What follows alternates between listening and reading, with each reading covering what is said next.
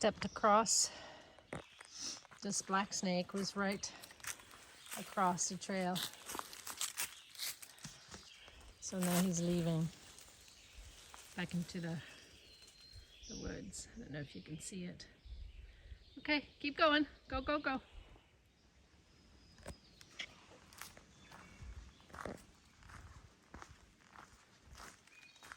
Good morning. Welcome to day number 18. Beautiful sunny day again. How grateful I am for this beautiful weather. It's not too hot. We had a very wild campsite last night. There was just the four of us. Christine with Emmett, Elliot, and Andrea, and me. And we had a nice dinner. We got there late because we had stopped at the Trail Magic. And so we got there late, set up late, but still managed to do a fire and have our dinner and enjoy. Went to bed past hiker midnight. It was probably more like 10 o'clock. And everyone slept well after the Porcupine moved on. Yes, we had a bit of a Porcupine episode last night.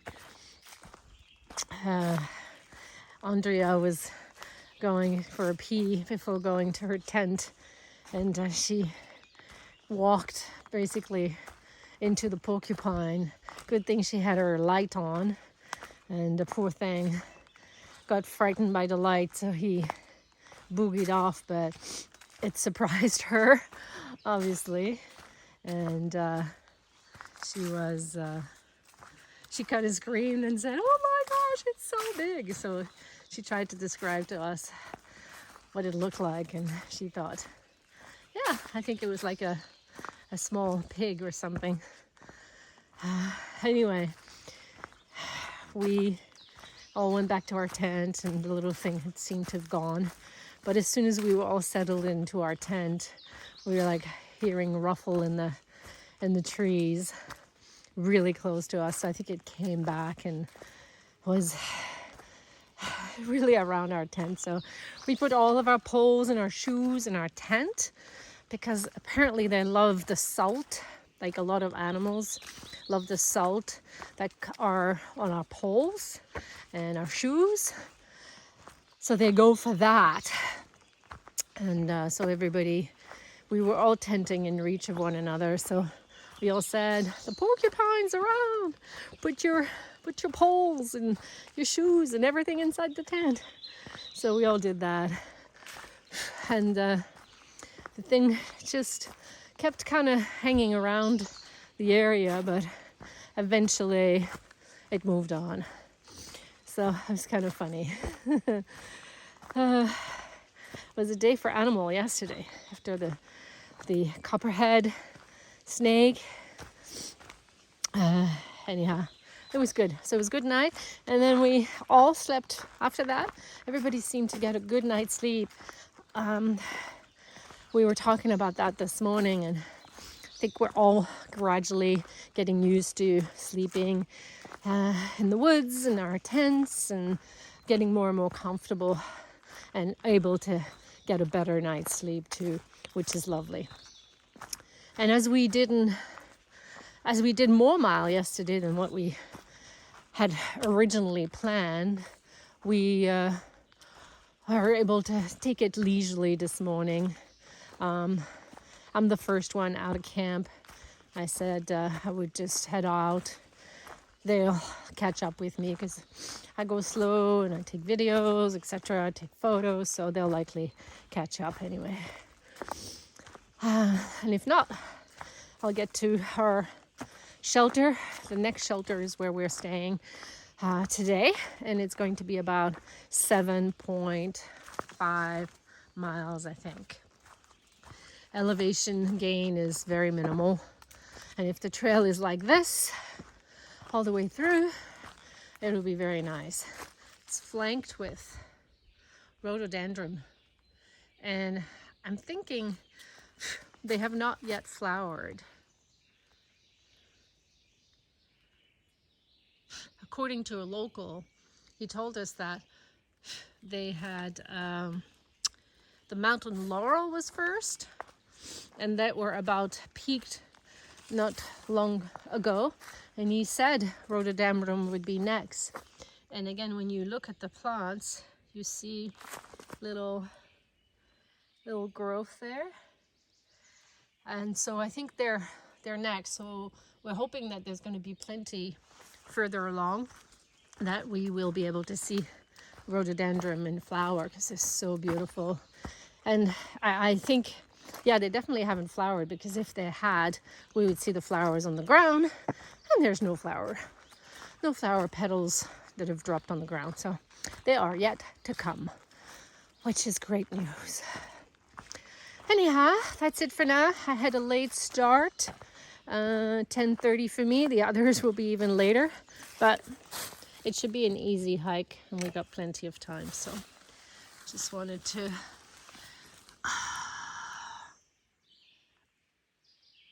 say thank you for this amazing trail and all the goodness that it brings, or that it has brought so far. I am very, very, very grateful. Hope everybody's good. Today is Sunday for me, so happy Sunday. I know you won't listen to it on the Sunday, but I hope you had a great weekend. Second snake of the day seen across the trail.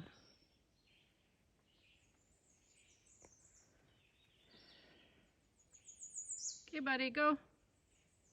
Go, go, go.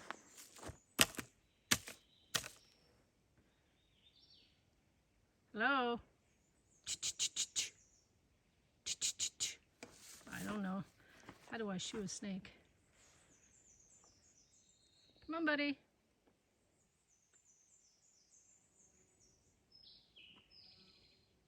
Off you go.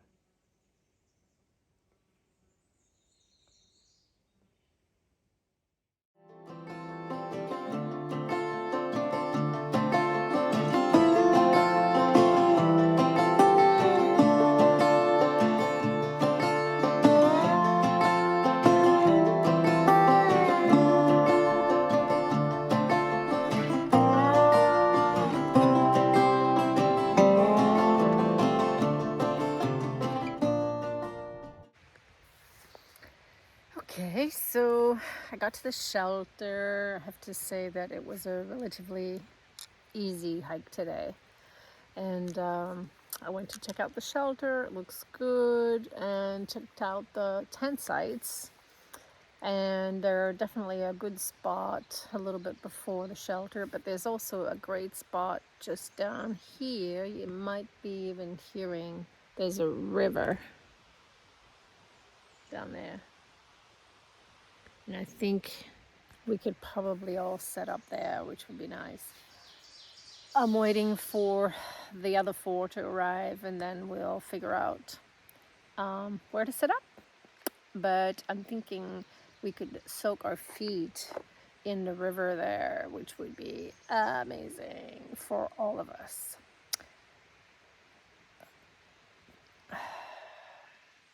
We will see what the others say when they get here. So whilst I wait for my companion hikers to arrive, I thought this would be a good opportunity for me to speak about the 2 nonprofit that I'm trying to bring awareness about, and also raise funds for.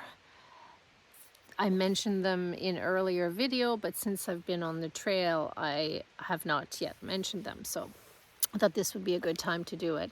So the two organizations are, the first one, the Big Brother, Big Sister of New Hampshire. And I'll explain why I chose those as well in a minute. The second one is the Special Olympic Organization of British Columbia. So throughout my journey, I'm trying to raise awareness for those two very worthy organization, as well as raise some funds. Both organizations have built some fantastic landing page for me, telling my story about the journey and also my efforts to raise funds. In fact, both of them also build pages that facilitate the collection of funds, so nothing comes through me, it goes directly to the nonprofit. And the link is always posted in the show notes. If you look at the show notes, it's always up there. So if you can see it into your heart to go in and donate a few dollars, it doesn't have to be hundreds of dollars. $10, many $10 add up to hundreds, and many hundreds add up to thousands. So whatever amount you can afford will be greatly appreciated. So why did I choose those two nonprofit? The first one, Big Brother, Big Sister of New Hampshire. Whilst I lived and worked in New Hampshire, I became a big sister twice, actually. And the first time it was Faith. Hi, Faith. I know you're watching all the videos. I hope you're doing great. Congratulations on graduation, and hope you have a nice kickoff of your summer break.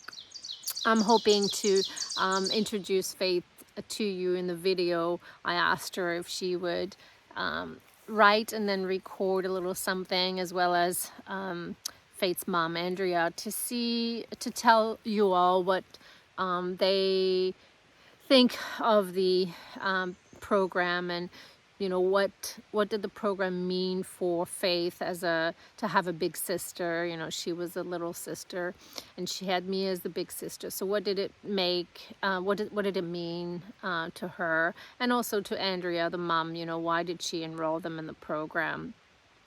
But I became a big sister as a way to contribute and to contribute to the community, and try to make a difference, really, in someone's life. So the program is a very an incredibly good program, where they match mentors to mentee, basically, and gives them an opportunity. It gives the little an opportunity to see things that perhaps otherwise they would not get the opportunity to see.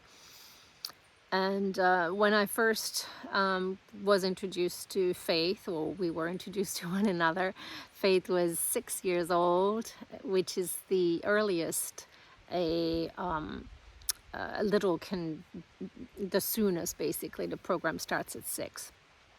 And Faith and I were together doing all sorts of different things for several years, until they unfortunately had to move to a different state. So officially the match had to end from the New Hampshire program's perspective. But Faith and I kept in touch, and we continued to see one another. But because she lived a little further away, we made it weekends, and we saw each other a little less, but it was still a good we still maintain a relationship, and to today we are still talking and FaceTiming and texting, etc., etc. So so I mentioned that I had two. So Faith was the first one. And then because she moved, then I made myself available to still have another little. And Lauralee, who lives in Seabrook, New Hampshire, became my second little. And unfortunately with Lorelei, it was at the onset of COVID, and of course the program just about shut down like everything else. So our relationship was a little bit aborted a little bit, or it was a little different from the normal relationship that you would have. And then of course after that I moved to Canada, so it was a little shorter and definitely different than usual. But again, with Lorelai and Alyssa, Lorelai's mom, we still keep in touch, and I'm very happy to say that Lorelai now has been matched again and has another big sister, which is great. So if you have never heard of the program, I encourage you to go look at the link and follow through the pages, and it'll bring you to the main page, the main website of the Big Brother Big Sister of New Hampshire, and you can learn a little bit more about the program. The biggest gift you can make is the gift of time. So if you might consider becoming a big, as they call it, a big sister or a big brother, that would be really amazing. And if not, if you can donate a couple of dollars, it would be immensely, appreciated as well. The second nonprofit is the Special Olympics program of British Columbia, and I got involved with this program when I moved from New Hampshire to British Columbia. And Jacques, my boyfriend, has been involved with Special O, as we call them for short, Special Olympics, Special O, for over a decade as a sports consultant. And so by default, I got to learn about the program, and it's another very worthy program where through sports they enrich the life of young individuals that have intellectual disability. And I've only been involved with them for a little over a year, and in fact got involved with the local of the town of Invermere, where I live now, and took a couple different roles. But also I had the opportunity to go to games and to travel with Jack, where he visits programs all the way through the province of British Columbia.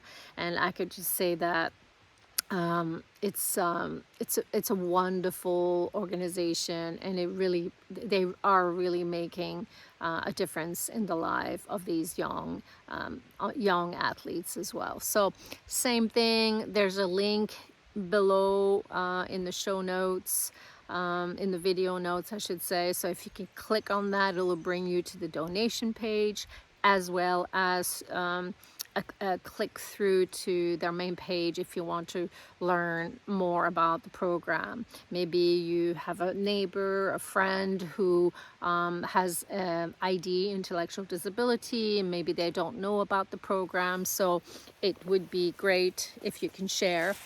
And if you are involved in sports and you would like to donate your time to be a coach, or learn to be a coach for, there's bowling, there's all sorts of different sports activity.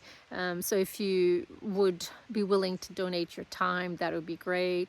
If not, again, a small amount, a small donation will make a big difference in a lot of those young individuals. So thank you so much for that.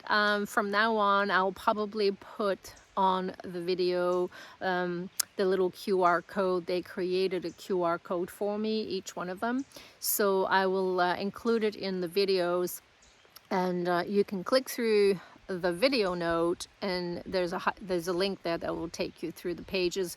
But if you're watching from your TV, you could use your phone and just point the QR code, point your phone to the QR code, and it'll also bring you to the pages as well. So anyhow, thank you for considering the donation of time or money. I really appreciate it, or to at least learn more about the program. So that's it for now. I'm hoping to raise $7,000 for each one of the organization. I think I'm about Last I looked, and I haven't looked in a few days because I don't have often cell network, but last I looked, I think I was at about 20% with both of them, which is great. I'm only, what, 17 day today into my trek, so I appreciate all of those who have already donated. Thank you, thank you. Thank you very much. And all of those who might be considering making a donation, I really appreciate it on behalf of both of the organizations as well. So on that note, I will leave you, and hopefully my folks are going to arrive soon. All right, take care, bye. So we decided on a tent site that was just before the shelter that I had seen and was thinking that would make a great place to stay. And these guys came by and liked it, so they came further to get me, and then we came back and set up here. Really nice. It's the first time we're seeing such a great flow of water there. So we're able to get our water